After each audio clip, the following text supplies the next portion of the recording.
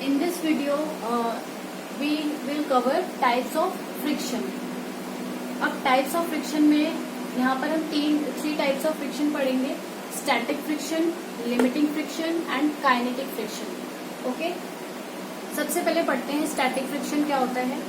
The opposing force that comes into play when one body tends to move over the surface of another, but the actual motion has not started is called static friction. कैसे? अब मैं आपको example से समझाती हूँ कि static friction क्या कह रहा है. कि सपोज ये एक बॉक्स है, ठीक है. इस बॉक्स को आप फोर्स लगा के पुश करने की कोशिश कर रहे हो. किधर? इस डायरेक्शन में. क्लियर? इस बॉक्स को जिसका कुछ मास होगा उसको आप फोर्स लगा रहे हो और अप्लाई कर रहे हो फोर्स और उसको पुश करने की कोशिश कर रहे हो इस डायरेक्शन में. ठीक है. और कोई ना कोई फोर्स तो आप लगा ही रहे हो और उस बॉक्स का मास भी कुछ ना कुछ होगा ही, बट वो बॉक्स जो है वो मूव नहीं कर रहा है. ठीक है. मतलब उसके ऊपर क्या लग रहा है? अपोजिंग फोर्स लग रहा है. अपोजिंग फोर्स लग रहा है. और अपोजिंग फोर्स कितना लग रहा है? जितना आपका फोर्स लग रहा है. मतलब जितना आप उस पर फोर्स अप्लाई कर रहे हो उतना ही उधर से अपोजिंग फोर्स लग रहा है और वो जो ऑब्जेक्ट है, जो भी बॉक्स है, वो मूव नहीं कर रहा है. इसी को कहा जा रहा है स्टैटिक फ्रिक्शन. अब मैं आपको डेफिनेशन से क्लियर करती हूँ. डेफिनेशन है the opposing force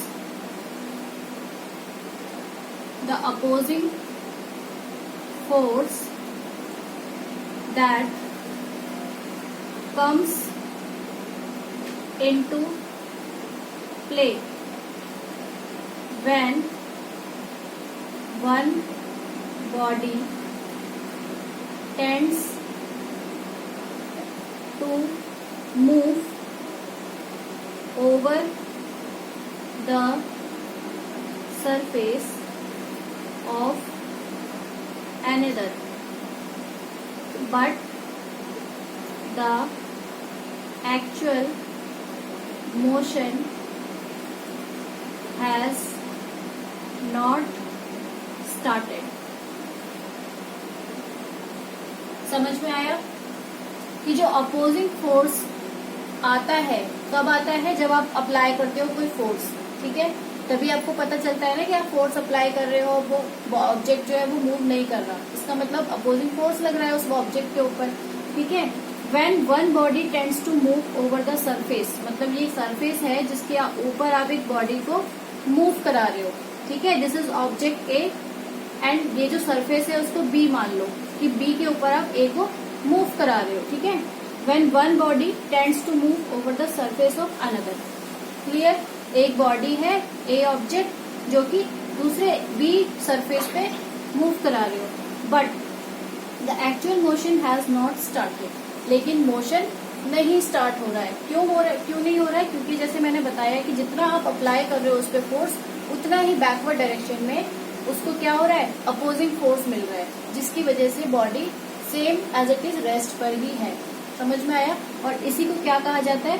static friction. मतलब आप अपनी तरफ से अप्लाई कर रहे हो फोर्स लेकिन बॉडी मूव नहीं कर रही है क्योंकि अपोजिंग फोर्स भी उतना ही लग रहा है बॉडी पर. क्लियर? अब हम देख लेते हैं लिमिटिंग फ्रिक्शन. लिमिटिंग फ्रिक्शन क्या होता है?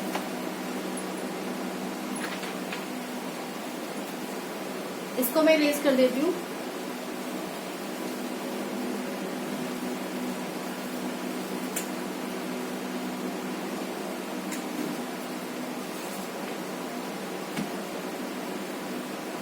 आगे लिखा है note that static friction does not exist by itself when there is no applied force there is no static friction. मतलब अगर आप कोई अप्लाई नहीं करोगे फोर्स तो स्टैटिक फ्रिक्शन भी कुछ नहीं होगा.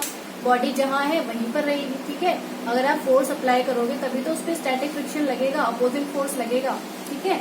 It comes into play only when applied force exist on an object. वो तभी आगे काम आए, मतलब तभी आगे मूव होगी जब उस पर कोई अप्लाइड फोर्स एक्ट करेगा.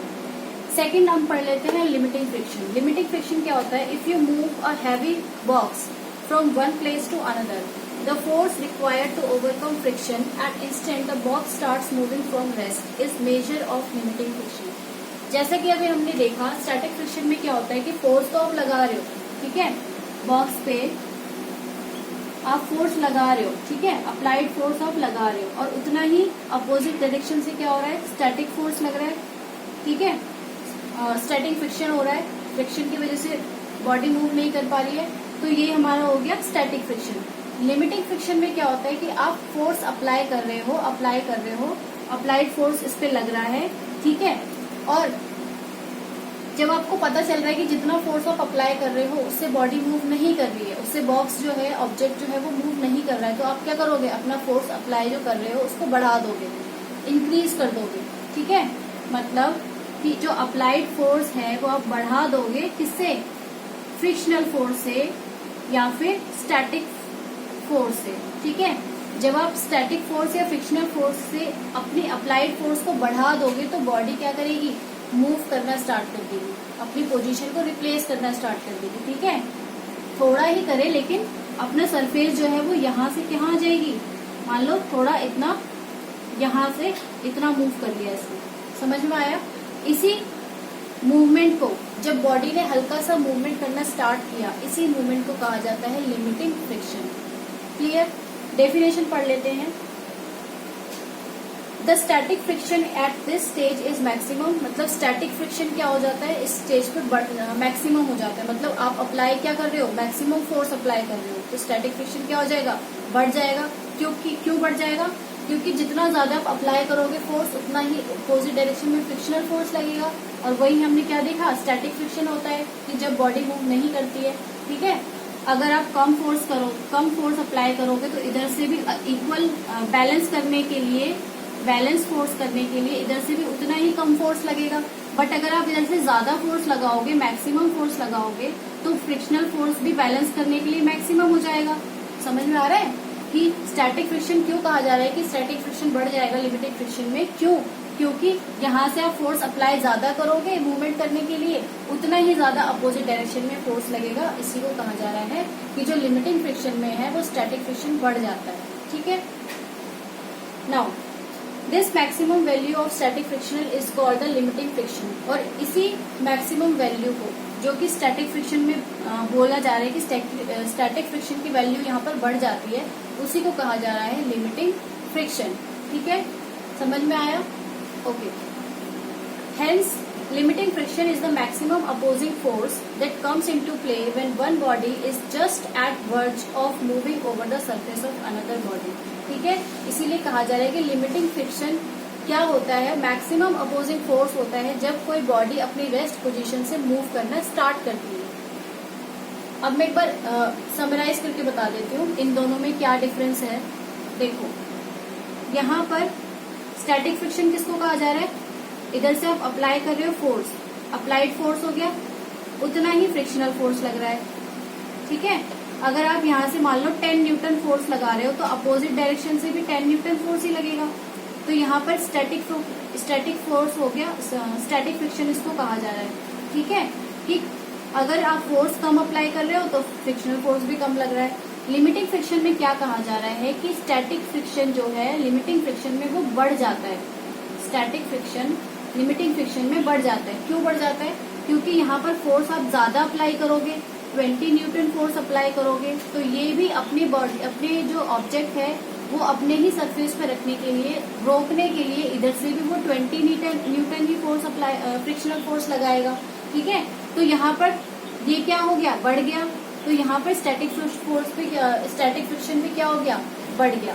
समझ में आया कि क्यों कहा जा रहा है कि स्टैटिक फ्रिक्शन बढ़ जाता है, ओके। तो आपको स्टैटिक फ्रिक्शन और लिमिटिंग फ्रिक्शन अच्छे से समझ में आ गया, वेरी गुड। अब हम लास्ट पढ़ते हैं काइनेटिक फ्रिक्शन।